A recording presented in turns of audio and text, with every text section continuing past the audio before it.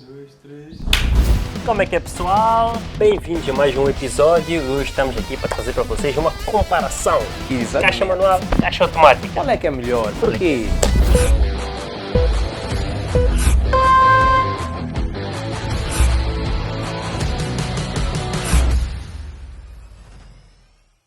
Antes de mais, gostava de agradecer a todos que têm interagido com os nossos vídeos. Estamos a gostar de ver os vossos likes, a interação nos outros canais. Epá, isto motiva-nos e dá-nos uma direção para seguir. Obrigado. Vamos? Yes. Vamos começar? Yes. Ok. Ek, fala-nos da caixa manual. História. O que é caixa? Para começar, já sabemos, eu acho. Olha, quem não sabe, tem que ver aqui o vídeo sobre caixas de velocidade que nós fizemos. Está aqui alguns. Yeah. Vamos começar sobre a caixa manual. Okay? A caixa manual foi o início das caixas de velocidades. Exatamente. Okay? Obviamente. Não vamos falar muito de história porque é uma caixa já bastante conhecida e bastante popular, mas foi, eu não sei os nomes, que os nomes já são franceses, mas o diretor vai pôr aqui alguns, a Emília e Luís. A Emília e Luís que fizeram o primeiro conceito de uma caixa manual em 1894. Foi o primeiro conceito de caixa manual que houve. Exatamente. Antigamente, depois de sairmos dos cavalos a puxarem carroça, começaram os motores a combustão interna e as caixas eram diretas. Existia ali uma corrente, uma correia agarrada a um eixo, aquilo era a caixa de velocidade. Só que, obviamente, como nós falámos no vídeo anterior, havia necessidade de poder ter diferentes torques, diferentes velocidades para usos em terrenos diferentes. Daí a necessidade da caixa de velocidades que veio com a caixa manual, inicialmente muito básica, mas esse foi o início de uma história de uma caixa que vem até hoje, em que temos caixas de velocidade de 6, 7, 10 velocidades e tudo isso. Não é? Mas como é que a caixa manual funciona? Diz. É muito parecido com o que nós falámos no primeiro vídeo, que nós tivemos a focar muito nos conceitos da caixa manual. A caixa manual funciona basicamente, começa com o motorista. Este é o primeiro interveniente da caixa manual. Se ele não acontece na caixa, está lá quietinha, está lá o anão quieto na caixa. Da caixa, não tem trabalho, preciso cutucar ali. Exatamente. Temos ali a alavanca das mudanças, que é o que vem em todas as caixas manuais. Um pedal de embreagem, para quem não conhece, há carros sim que vêm com 3 pedais. Okay? Tu aí que sabes conduzir carro automático, 3 pedais. Deus está vendo. Deus está vendo, hein? Exatamente. Aquele terceiro pedal que está ali é o pedal da embreagem. Okay? O pedal da embreagem é o nosso contacto do motor com a caixa de velocidades, através do conjunto do disco de embreagem. Exatamente. Basicamente nós temos um volante do motor que é a parte mais extrema do motor, com contacto com a caixa. Exato. Temos a prensa e temos o disco de embreagem, Certo. Que estão do lado da caixa. O trabalho deles é acoplar ou desacoplar a caixa de velocidades. Junto com o motor está em rotação, a caixa de velocidade está parada, as rodas estão paradas. A partir do momento que eu quero que as rodas se movimentem, engreno a mudança que eu quero, uso o pedal de embreagem, a partir do momento que eu acoplo, a transferência de força vai para a caixa, veios, diferenciais e finalmente roda. Mas como é que funciona? Porque trocar, parece lento também esse trabalho, não é muita coisa a acontecer? É muita coisa a acontecer, por isso é que tu aí não consegues conduzir carro manual. É complicado. Ok, mas tu falaste agora de meter as mudanças, o que é que acontece também dentro da caixa? Bem, dentro de uma caixa manual, amores, não tens assim tantos componentes, ok? Dentro de uma caixa tu tens os carretos, principalmente, óbvio, que são responsáveis por diferentes tipos de torque. Tens mais torque, menos torque, tens carretos maiores ou menores, ok? Mas esse processo todo, meter a mudança, a embreagem, a embreagem, o que é que isto faz dentro da caixa, ok? Dentro da caixa normalmente tens um eixo, né, que está ali atravessado na caixa, que é o que vai selecionar as mudanças de acordo com o pedido do motorista, ok? E como é que isso funciona? Tem ali um garfo, um garfo, é um garfo, cozinha. Não, é um garfo mesmo mecânico, que está ali, que ele é empurrado para frente e para trás, de acordo com a mudança que está a ser selecionada, ok? E um fato curioso, a gente vê aqui muita gente a falar, tipo, meu carro tem emblema de sincronizadores. O que é que sincronizadores fazem? Exatamente, o que é que são? Sincronizadores são umas anilhas que estão ali, porque tu tens duas peças, uma que está em movimento e uma que está parada. Exato. Os sincronizadores servem exatamente para sincronizar a velocidade dessas duas peças, para que o momento da acoplagem seja suave. Para não ser algo repetido. É muito brusco e muitas vezes nem consegue-se engrenar a mudança. Exatamente. Porque tem uma peça que tem uma velocidade muito alta e uma peça que está parada, que é muito difícil acertar no dente e no carrete certinho para engrenar.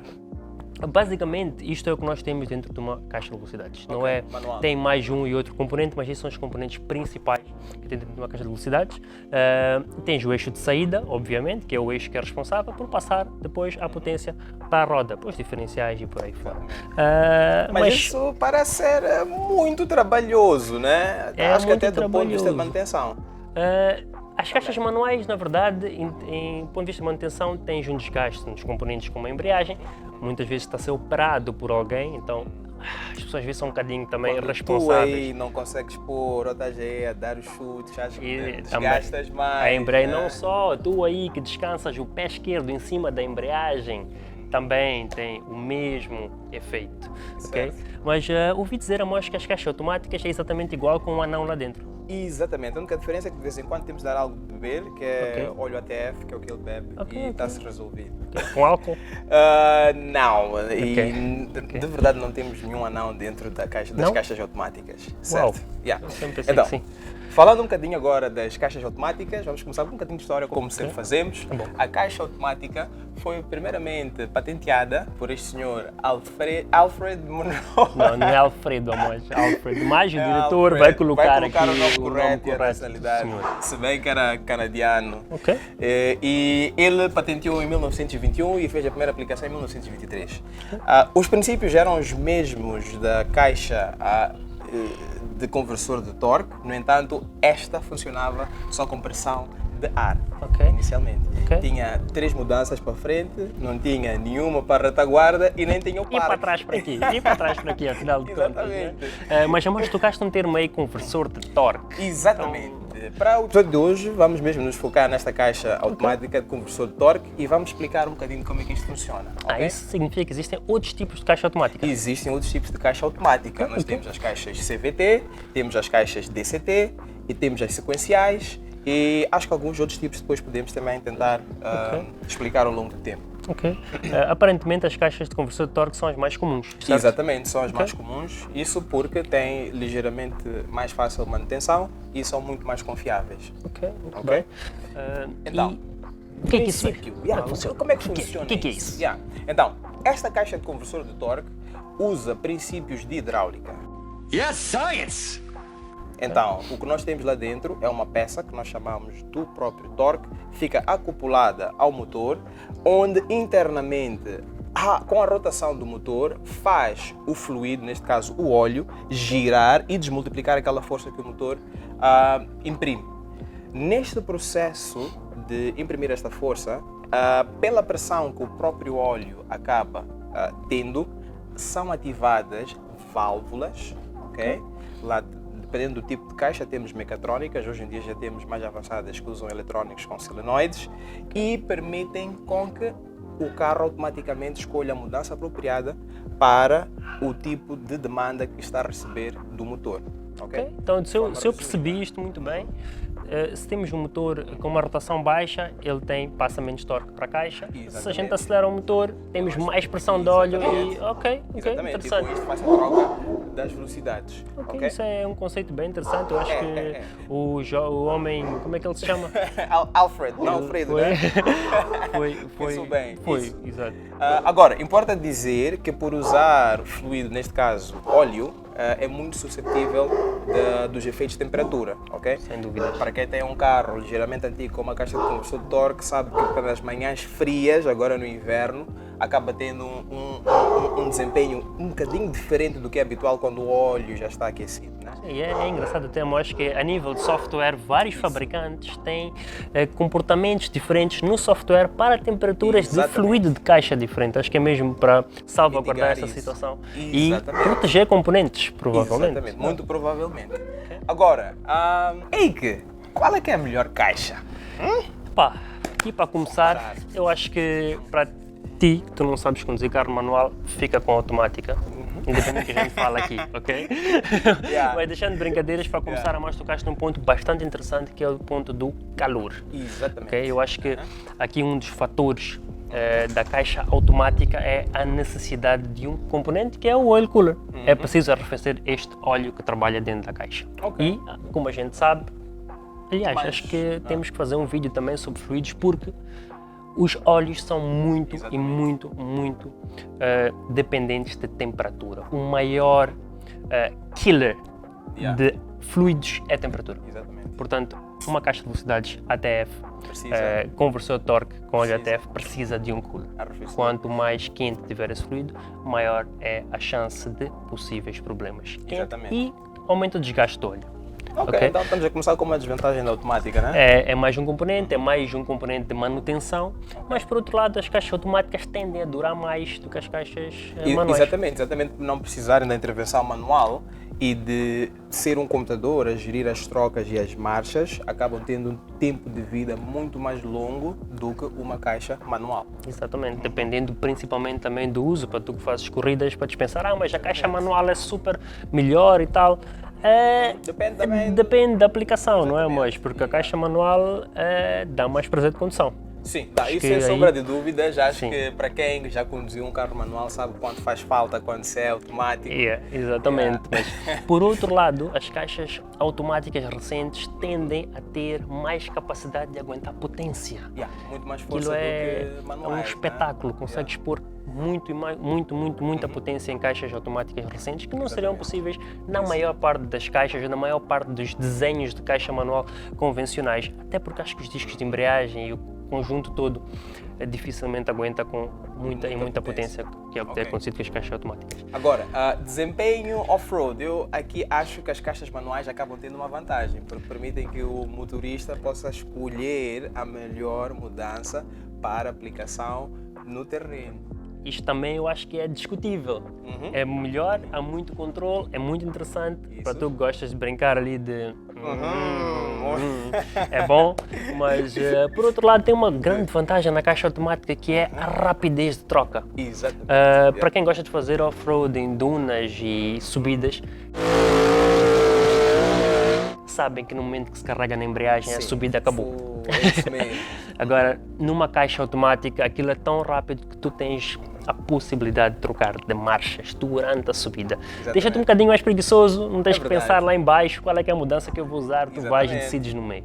Então, eu acho que também depende... se o doente que estiver dentro da caixa também for rápido nas trocas, se estiver acordado. Sim, acho que esse é um fator bastante interessante e bastante curioso. As caixas automáticas antigas não são tão boas. Não, de certeza que não são. Não são tão boas. A velocidade de troca é muito lenta, até sente-se até como se fosse uma caixa manual que tivesse alguém lá dentro a trocar. Exatamente. Aquilo é um delay. Pressionar a embreagem, a escolher. É engraçado, outro dia conduzi um Smart.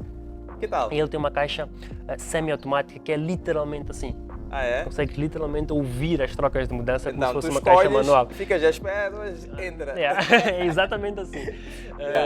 Agora, olhando para outra perspectiva, em termos de manutenção, eu acho que as manuais são muito mais fáceis de reparar do que automáticas, certo? Sem dúvida. Reparar e de manter. Aquilo não gera tanto calor, não tem um conversor de torque lá, aquilo é uma bomba de calor, não aquece tanto óleo e não desgasta tanto óleo. A caixa manual está lá mesmo para proteger o óleo. O óleo da caixa manual está lá mesmo para proteger as engrenagens e arrefecer até certo ponto. Então acho que aqui, sem sombra de dúvidas, eu acho é que em termos de embreagem a caixa manual tende a ter uma frequência de troca menor, um componente que tem que se trocar. Aqui é um componente de desgaste diferente das caixas automáticas que os discos levam algum tempo até desgastarem. Só que depois, como é o caso, vou falar de alguns dos meus amigos que tiveram problemas com DSG. Depois de ter algum problema ali, reparar, não tem sido fácil. Sim, eu acho que TSG merece um canal inteiro a falar sobre ela. Mas pronto, por ser uma dual clutch, acho que podemos falar depois num... Sim, é um outro tipo de caixa automática que nós vamos trazer, que são as caixas dual clutch, TCT. E acho que rapidez de troca. Eu acho que uma conversão de torque recente acaba sendo muito mais rápida do que uma caixa manual. Sem dúvida, não importa qual é o piloto que esteja lá na caixa manual, não tem como. A caixa automática vence a rapidez de troca em qualquer momento. Tanto que eu acho que em todas as séries de competição hoje em dia são sempre caixas automáticas. A menos que sejam séries de manobras tipo drift e companhia, que as caixas manuais sejam um must, mas a maior parte é rapidez, é uma caixa automática. Tá certo. Fórmula 1, não há embreagem, não há pedal de embreagem na Fórmula 1, não há espaço. Agora, overall, existe uma melhor caixa? Depende. Depende da aplicação, depende do que vocês querem fazer. Para o uso cotidiano, dia a dia, caixa automática. É mais tranquilo. É Ninguém quer estar no trânsito com pele nem embreagem. Ali a tremer, depois uma perna maior que a outra. Não, ninguém quer. Agora, para quem gosta de prazer de condução, independentemente, é uma caixa manual. Até porque a Moja é curioso que, mesmo em carros fábrica, a caixa automática, por causa do componente do conversor torque, é mais um componente para perda de potência. Isso. As caixas automáticas têm uma perda maior de potência para a roda do que a caixa manual. A caixa manual consegue transferir mais potência para a roda do que a caixa automática. Não tem lá o componente e o conversor torque. Temos que nos lembrar que qualquer componente em que a potência tenha contacto com é um ponto de perda. Deixa um pouco de potência lá. E acho que é isso. Para ti que é o utilizador dia a dia, caixa automática. Uma escolha perfeita. Não há, apesar de que isto também acho que é um fator que vai te interessar, a caixa automática tende a ser mais bêbada que a caixa manual.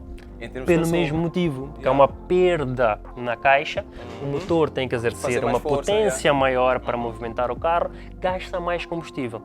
Agora, aí sem contar que muitas vezes também as trocas acontecem de mudança só se a própria caixa nota a demanda do motor. Exatamente, então é preciso que haja demanda do motor para acelerar aqueles fluidos que o Amos falou e trocarmos de marcha. Então aí depende muito, tem que se pesar. Eu pessoalmente, para um carro de dia a dia ia para a caixa automática, apesar de ser um bocadinho mais bêbado em combustível, mas não eu acho que posso te indicar um carro manual que podias escolher para dia a dia. Qual é que seria esse carro manual? Um S15 Turbo. Dia a dia. Evo, uau, o meu dia a dia tem que ser muito interessante. Em suma, não existe algum tipo melhor que o outro? Não, acho que não podemos sair deste vídeo a dizer que existe um tipo melhor que o outro. Depende muito da aplicação, caixa automática para ti, dia a dia. Eu acho que é conveniente, apesar de as caixas automáticas têm um consumo de combustível ligeiramente maior, porque como o Amos falou, a caixa funciona com os fluidos. Exatamente. Então para isso tem que haver uma demanda do motor. A caixa manual tende a ser menos bêbada, é mais económica, no entanto não é conveniente. Exatamente, um bocadinho mais cansativa e tal. Sim, uma perna maior que a outra. Não é... Ali no trânsito não tem piada nenhuma. Não dá. Agora, para prazer de condução, Amos, acho que sim. Uma caixa manual para prazer de condução, mas as duas têm os seus benefícios, têm as suas vantagens, mas e o pessoal lá, daquele lado? Digam, o que é que vocês acham? Qual é a caixa de vossa preferência? O conceito de uma caixa manual em 1895? Não. Esqueci. Sim, para quem não viu este vídeo aqui sobre caixas de velocidades, engasguei um pouquinho. Nós já gravamos caixa de velocidade? Já. Bro, nós já gravamos caixa de velocidade? Já, bro. Gravamos caixa de velocidade? Gravamos caixa de velocidade. A ver este como está. Bro, estamos a gravar o que agora? Comparação, bro. A comparação. Bro,